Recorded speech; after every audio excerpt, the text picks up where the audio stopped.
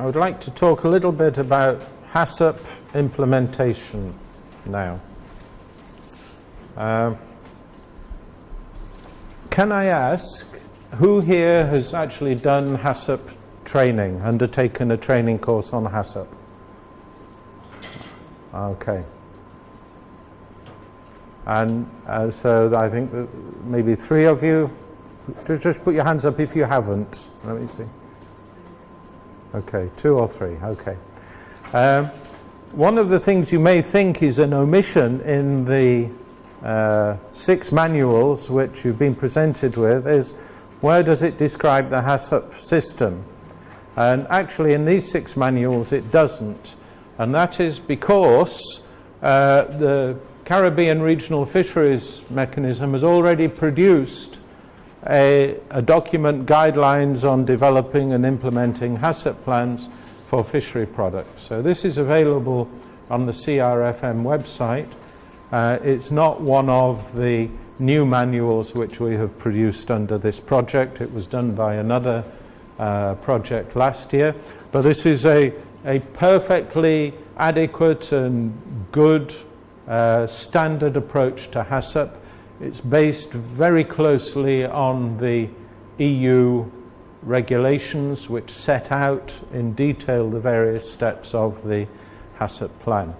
So that's why as part of this initiative we have not specifically described HACCP, but what we've tried to do in the design of our manuals is provide all the information around this which you would need to complete a HACCP plan. For example, detailed guidance on the different hazards, as we were discussing yesterday. So what I want to do is, of course we don't have time to go into depth in terms of a detailed description of the HACCP system, but I'd just like to give a refresher for an hour covering the key points of HACCP. Those of you which haven't studied it in detail would certainly advise you to refer to this publication and look at it in more depth in the context of the various things we're undertaking in this course. So just to give an overview, HACCP is essentially a control system. It's a management system which we use to ensure that the food which is produced is either free from hazards or the hazards are reduced to an acceptable level. So primarily it is a management system which is used to manage food safety within a food business operation. And it has the characteristics that there are really 2 broad stages. The first stage, the first thing you have to make sure is that you have in place what we call variously standard sanitation operating procedures.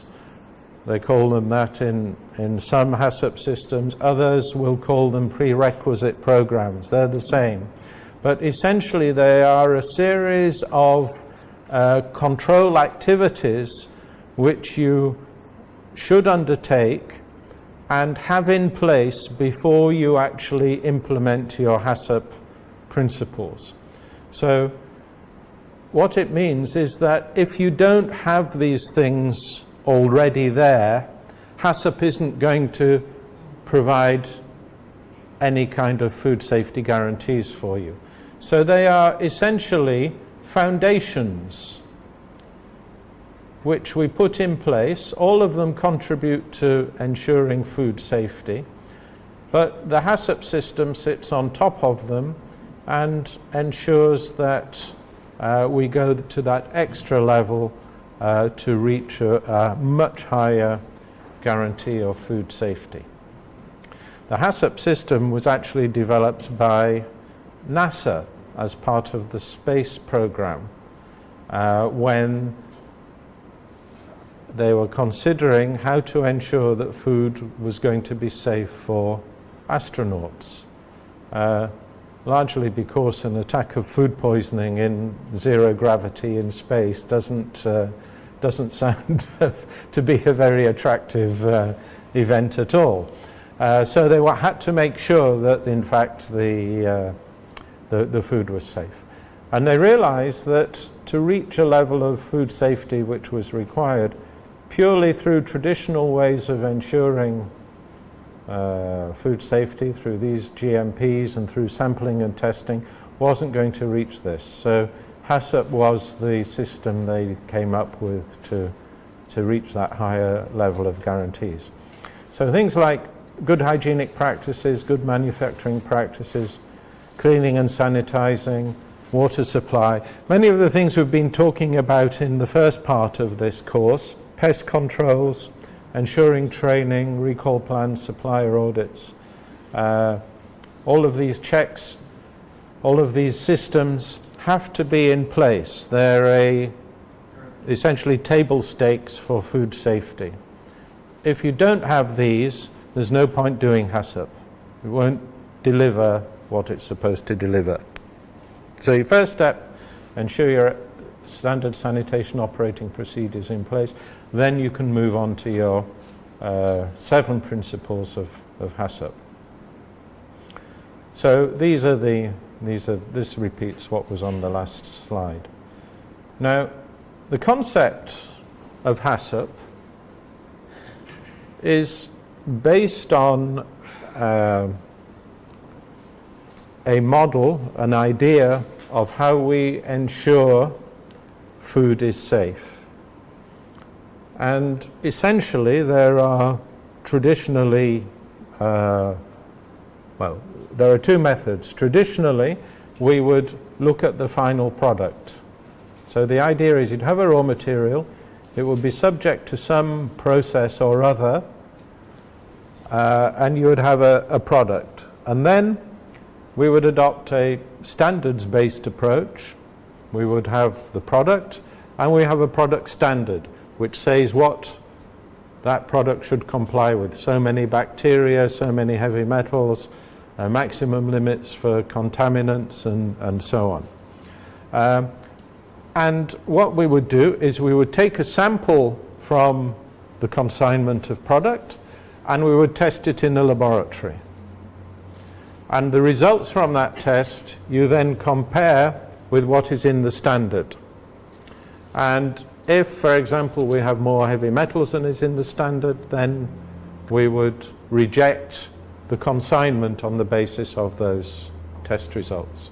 So that's your end product testing model of control. And it is the traditional model of control which I think was used for many, many years.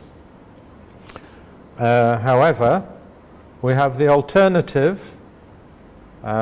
which is process controls. The problem, as we will see, with end product testing as a control model is it doesn't work. It's useless. It doesn't deliver the guarantees that we need because of sampling issues. And I'll prove that to you in the next slide. As an alternative way of control, what we can do is look at our process parameters and ensure that they are so designed to deliver a product which is safe. So these are the 2 approaches we have to, conceptual approaches we have to control of food safety. Control of process parameters or end product testing. And this is where process controls is where HACCP comes in. It's all based on the idea of ensuring that the process is under control so that the process variables are so designed to deliver product safety. Yes, please. I really want to interrupt the train of thought, but first, the emphasis you made with respect to the prerequisites for HACCP. Mm-hmm.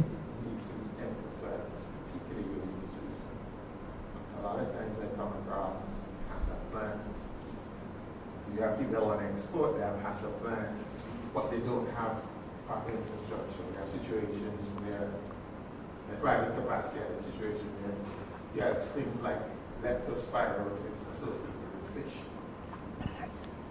This is not necessarily, the HACCP plan had nothing, you wouldn't even conceive that, but if you think about it, you have vessels, you have boats, you have rats, where you put the fish, supply control, all these things have to be addressed. And a lot of times when you come across people in the private sector, they just want to document, they want a HACCP plan, Yeah. but they don't focus on the prerequisite. I think somewhere along the line, everybody got caught up with this new thing, HACCP. So we have people that are trained in HACCP and this and that. But the simple, basic things like sanitation and good manufacturing practices, Yeah. a lot of the times, most of the problems we have goes back to that. I couldn't agree with you more. I absolutely think you're right. People tend to focus just on HACCP plan as something, and they produce a document. Doesn't matter what the document says as long as it's got HACCP plan on the front, and they think they've done the job. Our job as inspectors is to correct their errors and ensure that the prerequisites are in place, that they have the basic hygienic requirements in place, and if they are required to have a HACCP plan, that A, the plan is good, that it doesn't go into outer space of bizarre hazards that have no relationship whatsoever to food safety, like leptospirosis and many others, and that not only is the plan good, but that it is implemented.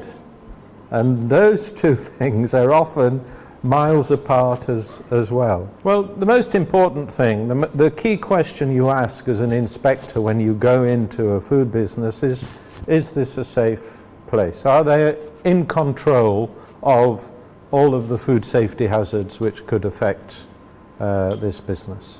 And that requires you to think of the inspection from the point of view of food safety hazards, not from the point of view of construction and design and, you know, the more mechanical aspects. And to an extent, and this is where professional judgment of inspectors comes in, to an extent you can tolerate minor breaches of maybe design and construction if you see elsewhere in the process that there are effective controls properly monitored, properly documented on other parts of the process. You know, because it is the overall assessment which is important. And we also need to be aware that our jobs is not just purely to implement the law as a kind of administrative officer. We are scientific professionals who are making professional judgments about the safety of food and processes based on the evidence we receive. So it's not a mechanical tick box exercise, you know, you have to understand the science and be able to make these professional judgments as we go along. But I couldn't agree more with you about the misunderstanding and misuse of HACCP, but that's really our job to try to correct those errors. And the other disappointing thing, I think, is that there is still, in my view, too much reliance on end product testing as a control method. And the reason why this is essentially ineffective as a control method is that when we go through these steps and use sampling procedure and an analysis as a basis for rejecting or accepting a consignment, we're not taking account of the sampling bias. And if you imagine that we have 25 units in a batch, and one of those units is bad, with whatever criteria. Too much salmonella, too much heavy metals, whatever, it doesn't matter. But we got 25 packs, one is bad. You take one sample, you only have a 4% probability of spotting that defect in that consignment. You take 2 samples, you have an 8%. You have to take 5 samples and you get a 20% probability of detecting the defect. So you've taken essentially 1/5 of the consignment as samples to have a 20% chance of spotting the problem. And the nature of food as a biological material is that the hazards are not necessarily present equally in every single item which is packaged, right? If it was our industrial product, if there was a manufacturing defect in the process here, it would be evident in every single item we're producing. But it isn't. It's a piece of biological living material. So what is in one fish? Salmonella. You might have a salmonella excreta in your process line. He puts his hand on one fish, it's got salmonella on it. But the next fish that comes along is handled by somebody else. So you cannot guarantee that all products are the same. And because of this variability in the food safety conditions of one product within a batch compared to the next product within a batch, we cannot rely on end product testing to give us reliable information or reliable guarantees about the safety of a product. We have to use other information as well. Now, this is not to say that end product testing is useless in all circumstances. We can and should use it as a tool, but we use it in the way that it provides additional evidence, additional information, which we include in our decisions about the safety of a product or process. It is not the beginning and end of the story. And that's, I think, a very important point. And that's why NASA, for example, decided that they couldn't rely on end product testing to guarantee the safety of food for astronauts, and moved more to the HACCP system. So instead of that, then we have this idea that when we're dealing with hazards, we have to look at the process. We have to be aware that not all foods are susceptible to the same hazards. Different foods have different hazard profiles. We need to understand the characteristics of the hazards, how they get into the food, how what we do to the food affects the presence or the potency of the hazard, and use this information and our knowledge of the characteristics of the hazard to design process steps which will either eliminate or reduce the presence of the hazard. And that is the concept of HACCP. So all of HACCP, all of this kind of procedural of different steps and so on, is designed essentially to achieve this aim. So once you've been through your prerequisite programs, your standard sanitation operating procedures, once they're in place, then we have our HACCP process starting. There are some initial steps which you have to kind of prepare yourself for the HACCP plan. And then there are the various principles of HACCP. So the initial steps, you need a HACCP team. You need some people who know something about this subject. You need for sure somebody who knows the process, from the process floor, actually working, ensuring that things happen in the right way. You need some science in there. You need people who know the product and understand the hazards which are associated with it. You need to have somebody with managerial authority to be able to say, we are going to change the way we do things to fit in with the HACCP plan, to push it through and make sure that it's implemented. So there are at least 3 different spheres of information and kind of person you need on that HACCP team. It's very unlikely that one person can do it all. And again, this comes back to what you were saying, that, yeah, small companies, they're just getting a consultant, write me a HACCP plan, and then thanks very much, and put it on the shelf, end of story. That's a million miles away from what a HACCP plan should be.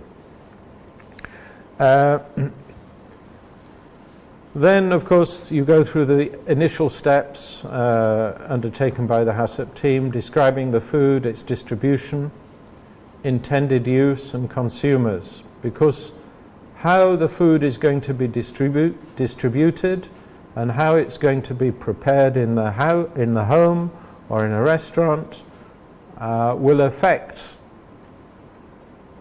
your decisions about the control of the hazards which you identify. You have to develop a flow diagram for every single step of the process and handling and storage while that product is in your possession, because that is, if you like, the map as to where you are going to put various controls in future, and that should be verified. So once you've got those initial steps, you've got a group of people, you've got the food and its characteristics identified, you've described the use and consumers and the flow diagram and so on, then you're ready to start with the principles of HACCP. And then we'll just go through these fairly quickly. The first principle is hazard analysis. So we reviewed hazards yesterday, looked at some of the different hazards in fishery products, and these manual and guidelines on the hazards is a starting point for you. There's also the FDA reference document where you can also perhaps look at a greater range of possible hazards. So you have to identify your chemical hazards, your biological hazards, and your physical hazards. And you usually use that classification as the structure for defining the hazards. And of course that has to be scientifically valid. You have to be able to show that in this product, in this region, that these hazards may be present. So you need this is where you need some scientific and technical background. You need to ensure that the system focuses on food safety hazards specifically. This is not just about quality or anything like that. That's a completely different area of concern. Once you've identified the hazards, you have to be aware that different factors will influence your hazard profile in a given project, in a given product. So hazards can come from ingredients, they can be associated with different sources of ingredients. So you could get a fish from one place and it might not be associated with a hazard. Ciguatera, for example. You take fish from another place and it could be. So you have to look at the origins of your products as well. The formulation. If you're adding other ingredients or mixing ingredients, then you change the formulation, you may have a different hazard profile. Processing equipment, processing and preparation methods. If you alter the process, if you move from, say, hand filleting to mechanical filleting, you're changing the process. You might alter the hazard profile. For example, physical hazards may become more of a problem if you're moving towards mechanical processing because of the machinery which you're using. Of course, the actual duration and type of processing, if you alter the conditions, times, temperatures, pHs, if you're pickling, all of these things will impact on the likelihood of different hazards being present. Storage conditions, duration, changes of staff. Again, you have to take into account the knowledge of your staff. And also distribution, if you're changing the distribution method, moving from a retail product to a catering product, or vice versa, will require you to think about alternative uses and abuses by the consumer. So when we talk about identifying your hazards, yes, we can look in the book and see that certain species are associated with certain hazards. That's a given. But also bear in mind that there are many other factors which can determine whether or not something should be included in the hazard profiling. Okay? So make sure we've identified all of the hazards which are associated with the product and processes. Consider all stages from raw materials to consumption, and consider the biological, chemical and physical hazards. Only concerned with food safety. We can get information on hazards, of course, from reference texts, epidemiological data on foodborne illnesses, scientific literature, HACCP guidelines. So there's a lot of information around. We always refer people to this document, which is produced by the United States Food and Drug Administration. We're now on the 4th edition. This is the 4th edition. Yes. Yeah. And this has been published, I think the first edition came out about 1994, 95. And it is really an excellent, excellent document. The Fish and Fishery Products Hazards and Control Guides. And essentially for every single species of fish produced in the world which is traded with the United States, which actually is pretty much every single species of fish which is consumed in the world, it has a very detailed hazard profile down to the degree of Latin names. It also talks about the different processes such as pickling and smoking and things like this. What it doesn't address is the botulism hazard in canned fish because of the particular structure of US legislation. HACCP is not applied to canned fish processing in the US. They have a completely separate set of regulations dealing with the processing of low acid canned foods. So that's just a unique characteristic of the way in which the US has structured their legislation. Elsewhere in the world we use HACCP equally in canned fish processing. You need to get your hazards characterized, and formally then you have a little table where you characterize your hazard and you describe these key features of the hazard. Name, something to do with why it is a hazard, what are the problems which it can cause, the adverse health effects. Who is susceptible? Because it might not be every consumer. It might be certain groups of consumers. Frequent consumers, children, elderly people, immunosuppressed, people with allergies, and so on.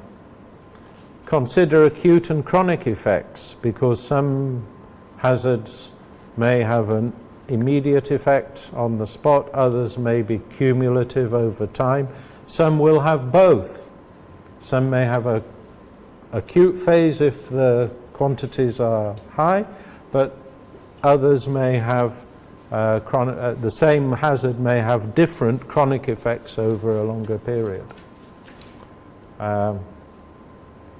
Make sure you're on top of the science, because our understanding of food safety hazards is changing all the time. Be aware of what's being proposed at the level of codex, because there you find is where people are trying to introduce new ideas from science into the regulatory regime. But that's also useful for us when we're designing HACCP plans, because we can think, oh, they're concerned about that, then maybe we should be thinking about that should be in our HACCP system.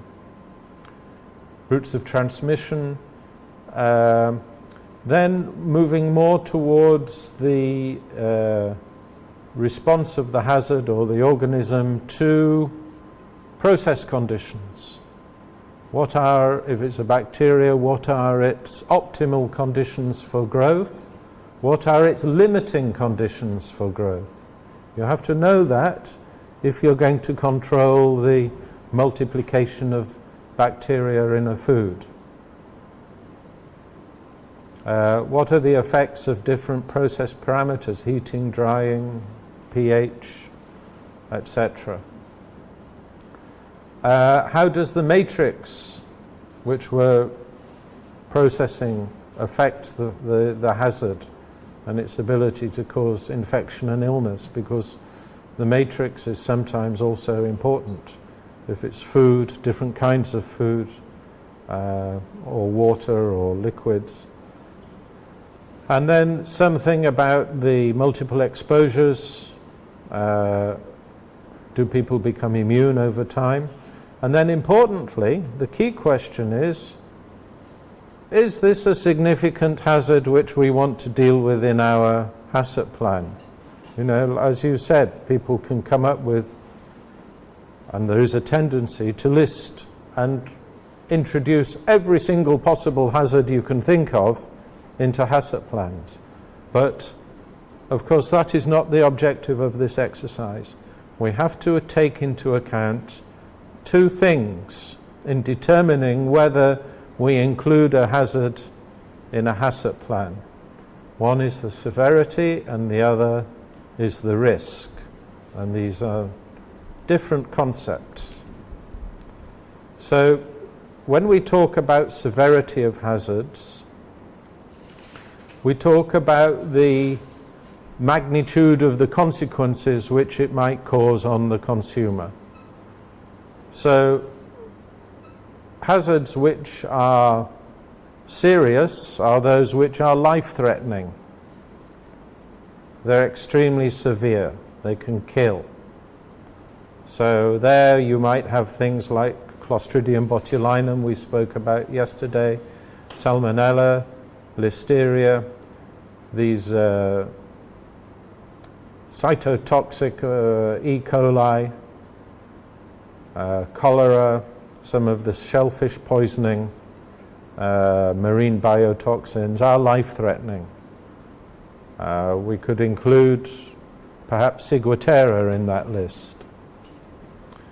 Then some are less so. They don't necessarily kill you, but they can be debilitating and cause severe or chronic illnesses. So things like, Brucella is not a fish, Campylobacter is in chicken, Salmonella we can have, hepatitis A, mycotoxins. I've put Ciguatera here as a severe, but that's debatable. And then low severity hazards, things like some bacterial or mild viral infections, parasites, most parasites anyhow. Histamine is usually not is regarded as a moderate to mild hazard because it doesn't have long-term consequences. And most heavy metals, which are cumulative over time. So you have the severity of hazards, and then you have the risk. This is generally we consider risk to be the likelihood of the hazard being present in the food. But it can also be extended a little bit, which is the probability of an adverse effect, generally. And we can categorize these as high, moderate, and low. And then we can start to, for different hazards, to categorize them according to a risk matrix. So where we have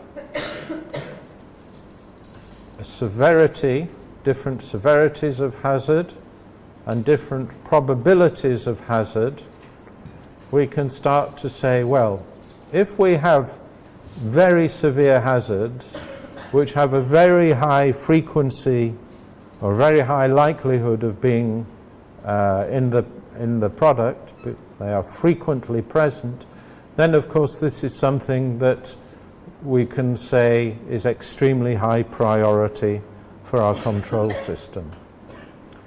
Right at the other end of the spectrum, if we have hazards which are not likely to be present in our product, and which, even if they are present, are of negligible health impact, we can say that these are low priority. So your company that, your HACCP plan with leptospirosis obviously didn't go through this exercise, because had they done so, yeah, leptospirosis is pretty severe as a disease, but there has never been, to my knowledge, any evidence that it is transmitted by food as such. You know, it's always by direct contact. The key thing is that as many of the hazards should be addressed as possible in your GMPs and prerequisites, and you should leave your HACCP system for hazards which are in this area of this risk matrix. And what this means is that because HACCP is an onerous system, it's a big burden in terms of monitoring and record keeping and reacting to the results and showing that you've reacted. So your HACCP system has to be as light as possible and focus on exactly the most important hazards. And as far as possible, anything else which you can bump down to the level of GMPs and prerequisites, you should do so. But the key thing is to make sure that you undertake some assessment, and this is where you need some really good scientific guidance to be able to say, look, in this process, yes, there may be some minor risks of some potentially serious hazards, maybe in this area, but we're not going to address them in the HACCP plan because we think that they're so infrequent that they can be addressed as part of the GMPs. Okay? So this classification of hazards according to their relevance. You have to recognize, and I've said this I think twice already, and I'll probably keep saying it every day during the course of this week, you cannot control everything all of the time. There are insufficient resources to do so. You have to choose what it is you want to control.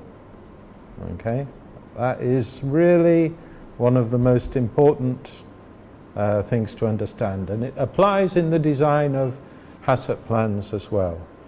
So we need to select the hazards we address such that their prevention, elimination or reduction to acceptable levels, because some hazards cannot be eliminated, as we discussed yesterday with the issue of viruses in filter feeding shellfish, for example. But the hazards you address must be of such a nature that their prevention, elimination or reduction to acceptable levels is essential to the production of safe foods. In other words, there's no other way of controlling those hazards other than by HACCP. If you can control them by a GMP, by a prerequisite program, then you should do so. And then hazards of a low probability of occurrence and low severity should not be addressed under the HACCP system, but may be addressed by other methods. And this avoids the situation then, if you apply these principles, this avoids the situation where you get long lists of different hazards in a HACCP plan and hundreds of critical control points and massive monitoring, which realistically never has any chance whatsoever of being implemented. So that's the key thing. Also, with the hazard analysis worksheet, before you get to the hazard plan, you still would address it. Then to show that you took into account those hazards there, and you just personally state that that's what you would handle in the manufacturing practice. Yeah, you will identify them and you will say, as part of the documentation, that these are being addressed elsewhere. Yeah. Points to consider, well, fairly obviously, raw material inputs, different sources, because very often a fishery business, particularly a fishery business, will operate with many different sources of raw material. Typically a processor will have different vessels, maybe different fleet segments, different ports. Sometimes they'll deal with nationally produced raw material, sometimes seasonally they will import raw material for processing. So all of these things have to be taken into account. Of course, looking at the process, observing actual operating procedures, characterizing the process in terms of time, temperatures, any other variables, and then understanding the process in the context of the nature of the hazard. So we've previously here characterized our hazard, saying in the case of a bacteria, what are the optimal conditions, what are the limits of the conditions. Now we are defining our process. We're measuring those process variables in our process so we can see and start to say something about what is the survivability of our hazard in the context of our process variables. Okay, link this to your process flow diagram, of course, different stages of process flow.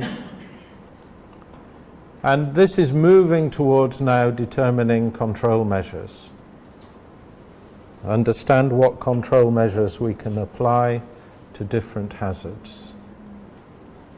Either prevent the hazard from getting in, eliminating the hazard if it may be present, or reducing it to a level which is acceptable. How you define that acceptable level is another question which needs to be considered. But this has to be done specifically for each hazard and for each species and for each product. And bear in mind that sometimes you may need more than one measure required to control a specific hazard, or that sometimes one measure can control several hazards at the same time. For example, if you are heating food, if you're cooking food, then you will be eliminating many of the potential microbiological hazards such as Vibrios or E. coli or Listeria and so on. Okay, then controlling your biological hazards, options, and there are different options. This all depends on the process that you're looking at, but controlling for different sources, using heating or cooling, fermentation, pH, salt, drying and smoking, packaging conditions. These are all technological ways of manipulating process variables to control some of the biological hazards. Similarly, controlling chemical hazards, you can have source controls, control your formulation, incidental contamination, and ultimately labeling is an option in the case of allergens. Physical hazards, again, source controls, process controls using detection equipment, environmental controls in terms of good manufacturing practices, and so on. So there are some of the control methods, and the choice of controls will be determined by the nature of the product, the nature of the process. So then that's all principle one in terms of the identification of the hazards. I think maybe we could take a short break. It's now 10:40, so before we go on, let's have a 10-minute break for a coffee and a bit of a rest. Okay? Okay, shall we proceed, please? The second principle of HACCP is determining your control points and assessing which of those are to be defined as critical control points.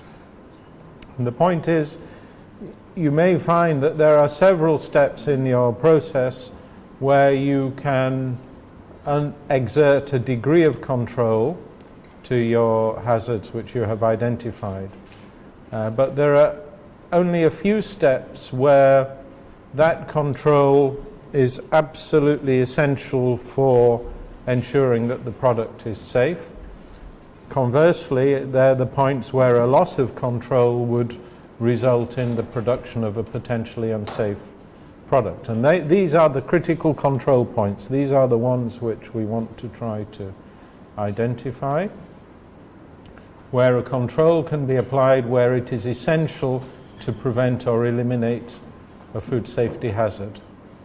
And the idea is that these are the ones where we will exert our controls and apply our HACCP, whereas other control points, we may want to control them for other reasons, but we will essentially ignore them because we can rely on the critical point to ensure that the product is safe. And so there is a decision tree. This is set out, it's a standard HACCP decision tree, where you ask a series of questions at each point, at each control point, to determine whether or not that point is a critical control point. The questions are, do preventative control measures exist? Is the step specifically designed to eliminate or reduce the likely occurrence of a hazard? Could contamination with the identified hazard occur in excess of acceptable levels, or could it lead to an increase in an unacceptable level? And will a subsequent step eliminate the identified hazard or reduce its likely occurrence to an acceptable level? So you follow these various questions too, depending on your answers yes or no, you end up with a determination whether a point is a critical point or not.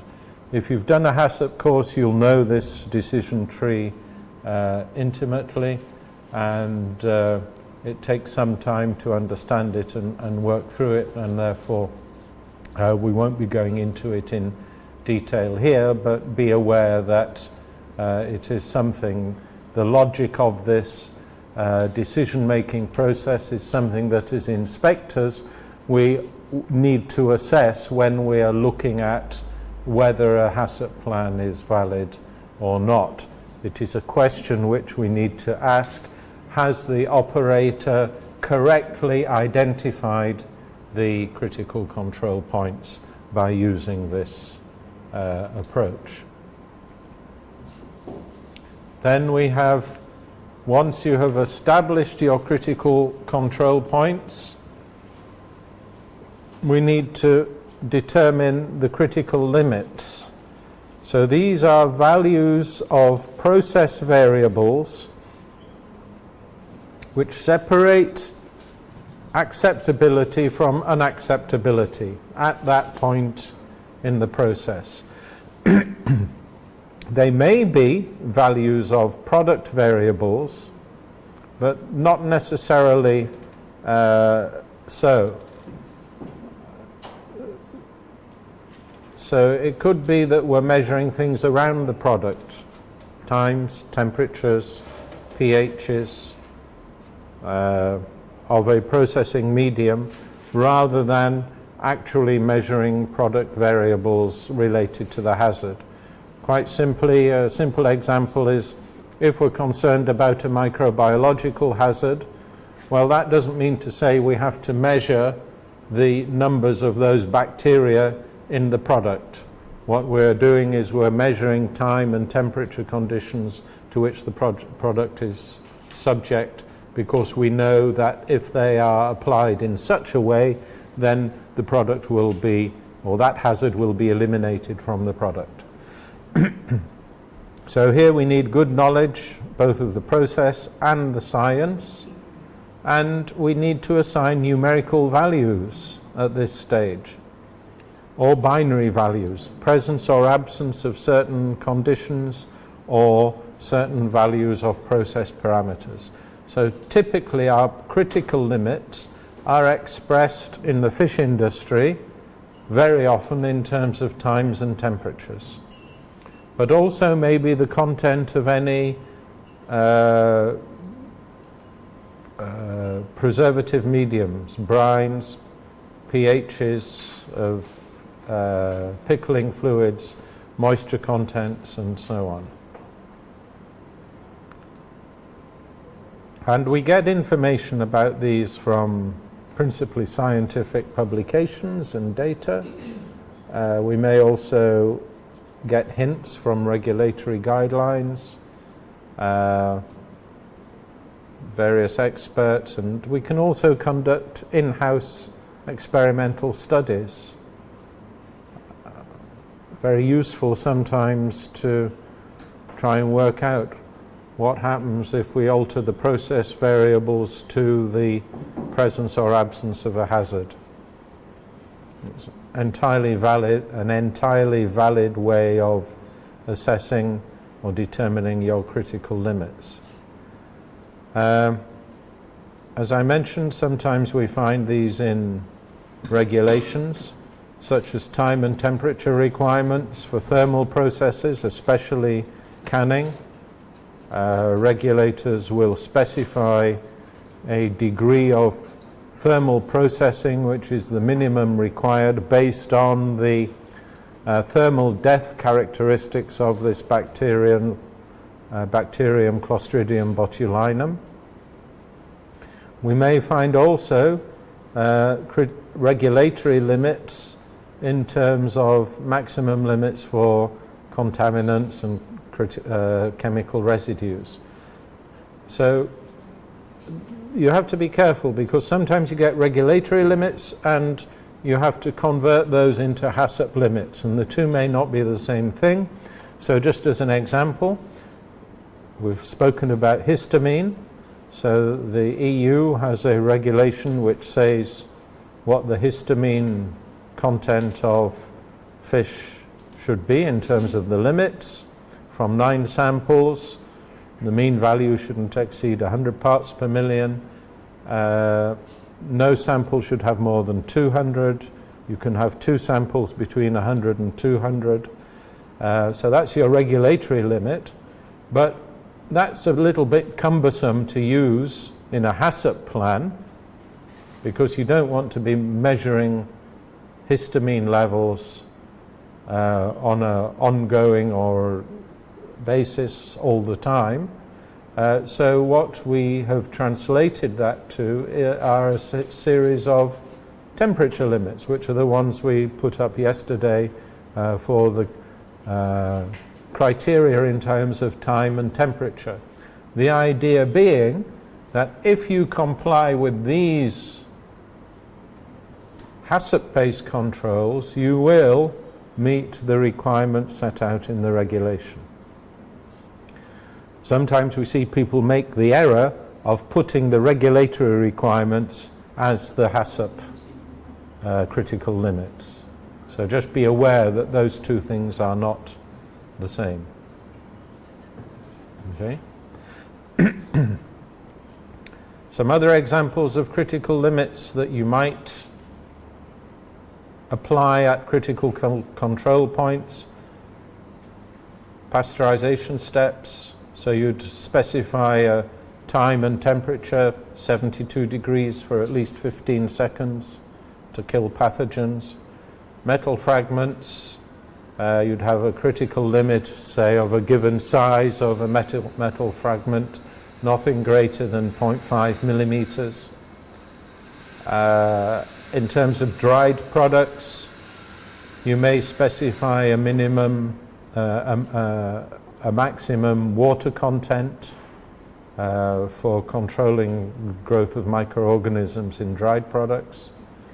Excesses of nitrites, if you've got some kind of curing process, you could specify in the product, or you could specify brining conditions. So to say that we don't want the product in contact with a brine of a given strength, 5% for more than 20 minutes, in which case we know that we would have a product which would meet these specifications. Botulinum, like I mentioned, there are specifications in terms of the extent of thermal processing. F value is a variable which is related to the death rate of bacterial spores at different temperatures, because one has to consider that the nature of inactivation of things like bacterial spores by heat is not such that you reach a certain temperature and they are all immediately killed. The point is you have a logarithmic relationship between the temperature and the durability, the life of spores exposed to that temperature. So you expose them to a temperature, and within a given period you will have a logarithmic reduction in their number. Within the next subsequent equal period you will have again an equivalent logarithmic reduction. What it means essentially is that you only reach absolute certainty that all are killed at infinite time. So essentially you try to reduce your probability of them being present to a level which you determine is acceptable. So these things are specified sometimes by regulators. In the case of the US FDA, I mentioned these special regulations they have for canning of low acid foods, and they set detailed thermal processing requirements and specifications for such products and processes. Food allergens, your control process would be through labeling. Histamine, okay, depends where the point is. If you're receiving tunas or histamine producing species from a third party, you don't necessarily have control over the time and temperature. So at that point you may put a numerical limit of histamine. So you have to design your critical limits according to the specific needs. In addition, bear in mind that you can have multiple critical limits. You may require sometimes more than one variable to control the hazard. So if we take as an example, which I've given here, bivalve mollusk, clams, cooked in a heated water bath. We're taking them through a heated water bath on a conveyor. We would identify it as a critical point for the survival of pathogens. So we could apply critical limits using several different variables. We could check the internal temperature of the mollusk to make sure it reaches a minimum temperature at the thermal center, so that we know that then exceeds the temperature at which we know that those pathogenic bacteria are killed. We could monitor the temperature of the bath. We could monitor the time, or specify the time where the product was actually submersed in the hot water. In other words, the speed of the belt which was taking it through. And other factors which could affect it would be the dimensions of the product. So a fat, large clam or bivalve would, of course, require more time for the heat to penetrate to the center and for this specification to be met. So we may have a whole series of critical limits which mix these variables depending on the conditions, the size of the product, belt speed, and so on. So there are different ways the point is there are different ways to ensure that the product is safe, and we may use more than one of them as a way of ensuring that that critical control point is properly checked. Then we may want to set operating limits. The reason why we do this is because critical limits require a corrective action. This is the next stage of the HACCP principles. But sometimes it makes more sense to take some action before the formal corrective action set by the HACCP plan, and that action would be to correct the process in some way. So when we establish operating limits, we set them at a limit which is reached before we are required by the HACCP plan to take a formal corrective action. So if you take a formal corrective action, you have to stop the process, note the fact that you have exceeded the critical limit, consult the plan for the corrective action to take, record the taking of a corrective action. It opens up a whole range of different procedures. Then you also have to formally consider what you do with the product which has been produced outside of that specification. In some cases you may have to destroy it. So if your process is going out of control, ideally you need to know before you reach your critical limit. So this is why in practice many business operators will set an operating limit at their critical point, which acts as a kind of early warning system that the process is moving out of control. So we have an early warning, and this therefore allows us to take much cheaper actions to ensure the product is under control. And actually, this is one of the things that most business operators find to be the biggest advantage of HACCP, because the idea is that their whole process is then under improved control, and that brings benefits of reduced wastage, improved energy utilization, better quality of products, things which are not the objectives of the HACCP plan, but which are consequences of applying an improved set of process controls. So to illustrate this graphically, if we have a critical limit here, so we don't want our process variable, whatever it happens to be, to drop below this critical limit. If it does, we have to take action. So over time we see our variable moving along quite happily, and in fact it starts to go down. Well, we have here set an operating limit. So at this point, where our variable value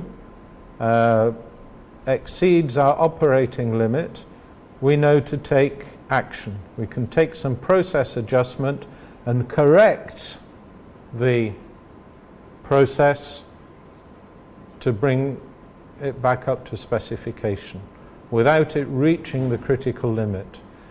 If we do not have the operating limit, and if we use the critical limit, then what may happen is we don't take any corrective actions in time, and in fact we therefore exceed the critical limit and we have to take corrective action. So by having operating limits, we can adjust the process in a timely manner to avoid the need to take corrective action within the terms of our HACCP plan. So yeah, benefits of operating limits can often they can deliver better quality. We use them as an early warning system that the temperature is approaching the critical limit and needs adjusting, or any other variable. And also bear in mind that process equipment is not, when we set a specification, say for the temperature of a water bath, cooking those mollusks, say we say it has to cook at 80 degrees, well, that temperature may not always be at 80 degrees because it is controlled by a heating element which switches on and off. So it may be set at 80, but it might be set to switch on at 79 and switch off at 81. So actually you have a cycling of temperatures between those limits. So it depends on the nature of the control mechanism of the particular piece of equipment you are using. And that normal variability you need also to take into account when you are setting your critical limits. And by using operating limits, you can make sure you have an adequate margin of safety to allow for those kind of errors.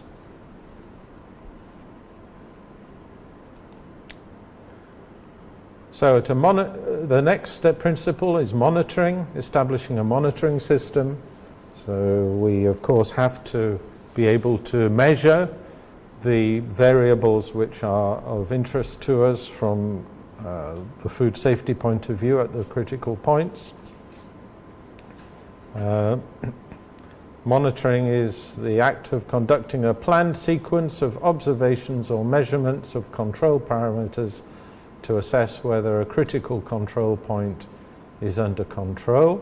It is a scheduled measurement or observation at a critical control point, And the idea is that we use the monitoring procedures to determine whether the process is under control or not. And of course, what we have to specify in our monitoring system is the variable which is to be monitored, the frequency with which it should be monitored, the units which we're going to use, what are the circumstances, when it should be measured, and of course who is responsible for that information. And this all has to be written down. So what will be monitored? Critical limit parameter, whether it's time, temperature, belt speed, pH, you have to specify. You have to set out the critical limit and ensure that the critical limit and the monitoring activity are related. So if we aim for a certain product temperature in our mollusk passing through the belt, then we have to make sure that the temperature and the speed correspond to variables which will deliver that temperature. You have to specify the instruments you're going to use, and there may be some associated observations which you would like to make as well, which are not necessarily numerical variables, but which are binary. Has a certain ingredient been added?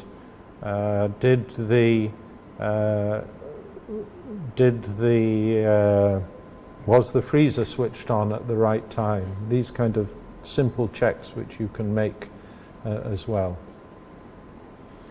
Bear in mind that monitoring these days can be automated. We've talked about temperature logging earlier today.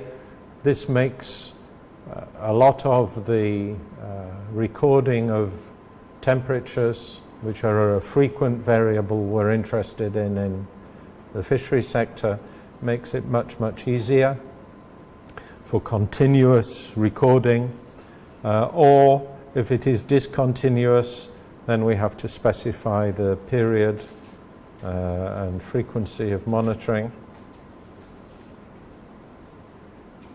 and also to determine who is responsible for that monitoring. Then we have corrective actions. This is the next principle, so that will be number 5, I think, is it? Yeah, 5. I forgot to put there 5. But the idea of a corrective action is, since our critical limits have been exceeded, there is a change in the onus of proof, if you like, the change in the our assumptions about the product. We must now assume that the product is unsafe because our critical limit has been exceeded. So we have to have a series of procedures and steps as to what we do with this product which we now assume to be unsafe. So of course the first thing is to identify the product which we are concerned with. And if you're taking periodic measurements at a critical point, and then you find at one point your measurement has exceeded the critical limit, how much of the product which has previously passed should you consider to be affected by that non-compliance? Well, you have to go back to the last time that you know the product was safe. In other words, you would have to assume that everything produced since the last compliant measurement was in fact unsafe. So you identify that product and you isolate it. Sometimes it may have moved into other parts of the process or been combined with other ingredients, in which case you have to also isolate that. And then you have a decision to make what to do with that product. In some way you have to do something. The other thing you can do, or you should do, is then correct the process so that from that point forward the variable is within the critical limit. So you have a process adjustment and you have an action related to the non-compliant product. And then of course you have to record the event, and you make decisions, the two decisions about process adjustment and what to do with your non-compliant product, and then you implement them. So you have various options of what you can do, and of course this has to be written down, and it may, in terms of the actions you take in relation to non-compliant product, it may have, you may have different options depending on the degree of non-compliance. There are various things you can do. You could, in some cases, you can reprocess the product so that it meets the critical limits. If your mollusk wasn't properly cooked because the bath temperature was too low, you can run it through again at the correct temperature. You may be able to undertake alternative or additional processing to meet the critical limits, so that you could maybe find alternative uses, maybe putting a product into animal feed rather than for human consumption. At the extreme, you may even consider destroying the batch of product. If it was not possible to reprocess it to make it safe, then you would perhaps destroy it or find alternative uses. You could also undertake sampling and testing of the batch at a more detailed level to find out which parts of it were affected and which parts were not, because maybe only the product which was processed immediately before the critical limit was exceeded was affected, and the rest was okay. So you can maybe determine that by sampling and testing and undertaking a sorting exercise to separate safe from unsafe. If the product has already been distributed to consumers or to your customers, then recall and withdrawal may be options. So the choice of option should be written in the plan and should reflect the particular circumstances. Then you have verification, the application of methods, procedures, tests, and other evaluations in addition to monitoring to determine compliance with the HACCP plan. So this is the sixth principle of HACCP, and essentially it asks the question, is our HACCP plan valid? Does it actually work to control the hazards? So here we would take a more in-depth view when the HACCP plan is set up and operating, maybe taking more samples and some detailed tests to check that the hazards are not passing through our control points. So you would maybe undertake these verification exercises at different stages. You would perhaps look at each critical control point and maybe undertake some small research to identify if the hazard is controlled there. And you'd maybe look at the overall plan as well. And the important point here is to remember that HACCP plans are not static documents. They are always evolving, and they evolve for two reasons. One, that your process and product is often changing. You remember all those things I said at the beginning? You change your ingredients or your supplier, or you modify the process, or you put in a new piece of equipment. You have to revisit your HACCP plan. That's one reason. But the other reason is through a process of continuous improvement, by making detailed checks along the process at each stage of the process of your critical control points. You can find ways to improve the HACCP plan. And we've seen in some companies they even actively seek ways to reduce the number of critical points, because when you reduce the number of critical points, you make your HACCP plan easier to operate, easier to apply, cheaper to apply, and by maybe moving certain things into your prerequisite programs, you can actually streamline your HACCP plan through this process. So you use these activities, HACCP system audits, validation, calibration of equipment. If you're using thermometers, having some calibration. If you're using other instruments, pH meters, all need to be properly calibrated. All the time you're making your HACCP plan more and more accurate and effective, and confirming that it's functioning by targeted sample collection and testing. And then finally, the last stage is for documentation, HACCP Principle 7.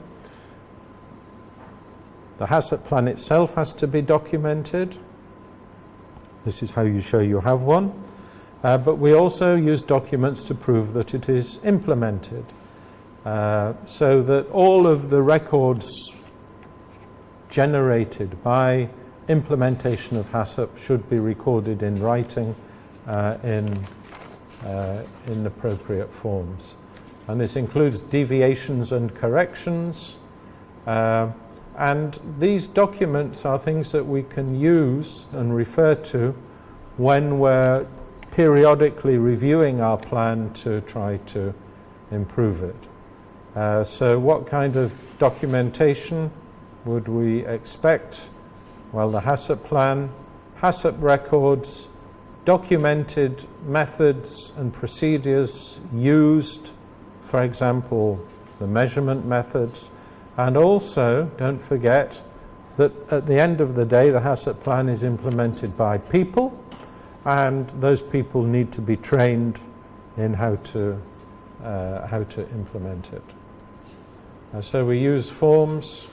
Typically, we'll have, these are some of the forms you might expect to see: hazard analysis form, identification of critical control points, limits, monitoring system, corrective action, validation, and a list of all the documentation. The FDA Hazards and Controls Guidance document has a very useful annex where it gives you model forms for all of these things. So these are typically what, I use them as the basis. If anyone's asking me how to set up a HACCP plan, then this is what we use, and they are very well designed and very useful. Final point, that you have to have a system for storage of your documents, so they can be on paper or electronic. They have to be easy to retrieve, so you have to be able to have some system of cross-referencing. So very often these should relate to batch codes. Suppose there's a rejection later in the supply chain, somebody finds a problem with your product, or somebody becomes ill through eating it, then you need to be able to use the batch code to identify the HACCP records concerning that batch of production. That is the absolute core of why we want to have this system in place, so that if there is a food safety failure, we can go back to our records, and identify the causes. You have to think about the location. Should it be locally stored or in the head office? You need to consider also availability for inspectors, because as inspectors, the beauty of HACCP is that when we make a normal inspection, we see the process as it is at the time of the inspection. And we all know that as inspectors, if it's an announced or a pre-announced inspection, of course everybody makes sure that everything is okay, you know. Even when the inspector comes round the corner at the end of the road, you know, there's always some little panic. People run around, put their clothes on and, you know, clean the tables a bit and make sure there's ice on the fish and so on. It all goes on. And of course we take that into account when we're making inspections. But the point is, even so, we are seeing conditions at the time when we make the inspection. The advantage of HACCP is we can ask for the records, and we can say, okay, what happened last week when we were not here? Was there ice on the product? What was the temperature at this stage of the process? Was the thermal processing properly controlled? And we can get additional insights about what's going on with this process when we are not there. And this is very useful when it comes to certification, because somebody comes to us and says, well, can you certify that this batch was produced in accordance with EU regulation so-and-so and so-and-so? Well, show me the HACCP records and I will tell you whether I can certify it or not. And this is a very useful tool for us then, because at least we have something to show. We have some evidential basis that that batch number was processed in accordance with certain predetermined criteria. So it's very useful from an inspection point of view, because it gives us an additional dimension for ensuring that that the product is in fact safe. The final point on records is, how long do you keep them for? Well, this will depend on the nature of the product, on the shelf life of the product. If it's a short shelf life, then of course the time can be correspondingly reduced. There are no specific rules to say it should be so many months or years, but this would be set out in the HACCP plan and therefore subject to approval from the competent authority. Okay, and these are a couple of references. Well, that's the Fish and Fishery Products Hazards Guide. There's also a nice codex document on HACCP. It's generic, not specifically for fishery products, and it's also a little bit old, but to be honest, HACCP hasn't changed that much since it was written. And then the other one, of course, is the CRFM HACCP guide, which actually is very, very close to this and the EU, one set out in EU legislation. Any questions?